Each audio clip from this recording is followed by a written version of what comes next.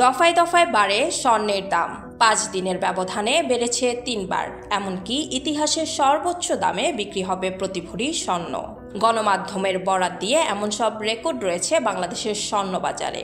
দাম নির্ধারণের সুনির্দিষ্ট কোনো নীতিমালা না থাকায় ব্যবসায়ীরা নিজেদের ইচ্ছেমতো দাম নির্ধারণের সুযোগ পাচ্ছেন। নেই কোনো জবাবদিহিতা কিংবা নজরদারি, ফাঁকি দেওয়া হচ্ছে বিপুল পরিমাণ কর।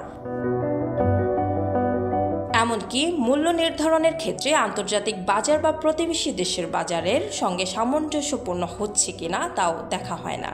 ফলে যেভাবে উচ্চ হারে দাম নির্ধারণ করা হয় সেটা কতখানি যৌক্তিক তা নিয়ে প্রশ্ন সবসময়ই ছিল। ইডেন বে কক্সবাজার সমুদ্র সৈকতের উপর নিজেদের একটি ঠিকানা। মাত্র 5 লাখ টাকায় আপনিও হয়ে যেতে পারেন এই হোটেলের মালিক। ইডেন বে, আ কনসার্ন অফ ভাইয়া হোটেলস।